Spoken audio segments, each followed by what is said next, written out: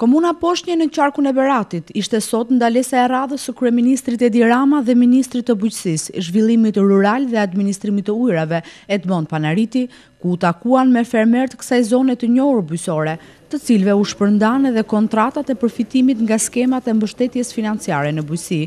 Drejtoresha e Agjencisë së Zhvillimit Bujqësor dhe Rural, Suela Popa, theksoi suksesin e procesit të aplikimit pranë AZBR-s dhe shpjegoi fokusin e mbështetjes financiare. Skemat e reja të mbështetjes financiare janë skema të cilat përcjell një filozofi tërësisht të re për vitin 2014, duke u ndarë një herë mirë nga e shkuara. Skema të cilat fokus kryesor do të kenë pikërisht investimet në infrastrukturë bashkëkohore, linja standardizimi, ngritjen e pikave të grumbullimit, veçanërisht këtu në qarkun e Beratit, ku karakteristike është pikërisht prodhimi i frutave dhe perimeve, ku pikat e grumbullimit do të jenë fokusi kryesor. Ministri i Bujqësisë Panariti garantoi përzgjerimin e mbështetjes ndaj fermerit, duke synuar uljen e kostos së prodhimit dhe rritjen e cilësisë së produkteve shqiptare. Ndërkohë ministri lajmëroi edhe nisjen e 2 projekteve të mëdha në bujqësi, të cilat ai i quajti ambicioze. Ne kemi subvencionuar me 230 milion lek vetëm naftën që kanë përdorur 23 hektar sera me ngroje në qarkun tuaj, dhe kjo natyrisht është një diçka që ndodh për herë të parë, por ne do të vazhdojmë me vendosmëri për t'ju përmbajtur premtimeve për uljen e kostos prodhimit dhe natyrisht mbështetja me naftë të lirë është vetëm fillesa e kësaj sipërmarrje tonë shumë ambicioze. Ne do të fillojmë një projekt shumë ambicioz për disa milionë eurosh në mbështetje të ullirit, por kryesisht të fokusuar tek cilësia dhe standardet dhe teknologjia. Pra nuk jemi shumë vetëm mbill, pa kriter, por kryesore është që ne jemi pragmatistë, jemi të orientuar drejt prodhimit, drejt përmirësimit të cilësisë standardeve, në mënyrë që vaji i ullirit shqiptar, i cili është i papërsëritshëm, i pakrahasueshëm me vajrat e importit, të zërë gjithmonë më tepër vendin e merituar në tregjet e vendit, por dhe të eksportohet. Nga ana tjetër, një skemë pionere që ne përgatitemi të fusim dhe që i ka munguar deri tani bujqësisë shqiptare është skema e sigurimit të prodhimeve.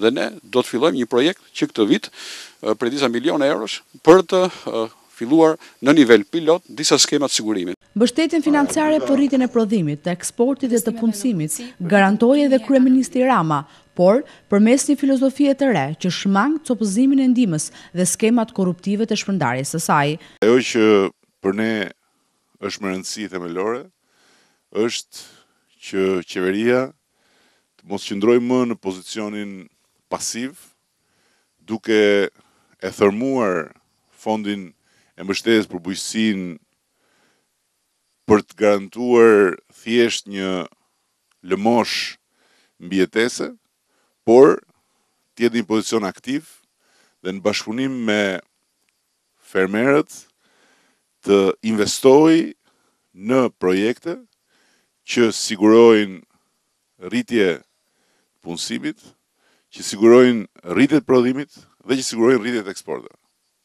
Dhe në këtë mënyrë, nga njëra anë, të shmangim një herë përgjithmonë atë korrupsion të tmerrshëm që i karakterizoi skemat e subvencionimit naftës, dhe nga ana tjetër të bëjmë të mundur që çdo pikë naftë për cilën qeveria financon fermerin të shkojë tek prodhimi dhe jo në kanalet e korrupsionit.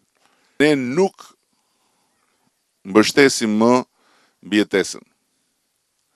Ne nuk shpërndajmë më lëmosha. Ne nuk e çojmë më asnjë qindark të buxhetit shtetit në drejtim të paditur apo thjesht për të larë gojën me njerëzit që janë në fshat. Çdo qindark do të shkojë në drejtimin e duhur për të gjithë ata që në fshat përmes punës krijojnë vende të reja pune. Krijojnë rritje të prodhimit dhe zinxhir vlerash që përfundon me rritje të eksportit, përveç se me përmbushje të nevojave të tregut brendshëm. Sot, duke qenë një vend kandidat, ne kemi mundësi të përfitojmë më shumë fonde nga Bashkimi Evropian. Por për këtë ama duhet të jemi të vetëdijshëm për diçka. Bashkimi Evropian nuk fal asgjë. Prandaj, së bashku ne duhet përgatitemi.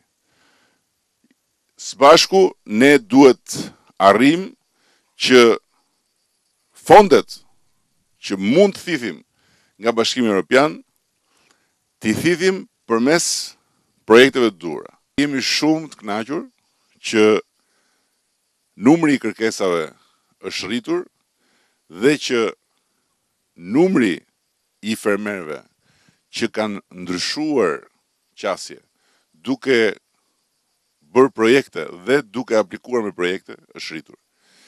Kjo është një garanci që kemi hyrë në një rrugë të re, kemi hyrë në një rrugë të mbar, kemi hyrë në një rrugë ku do të garantojmë atë transformim rrënjësor që është plotësisht i mundur. Fermerët që përfituan kontratat e investimit, të cilët ndanë me kryeministrin Rama dhe ministrin Panariti, disa nga vështirësitë në punën e tyre, thanë se me këtë mbështetje do të arrijnë të realizojnë investimin e tyre të dëshiruar prej kohësh. Kjo që ne na ndodhi sot për ne është për te imagjinatës.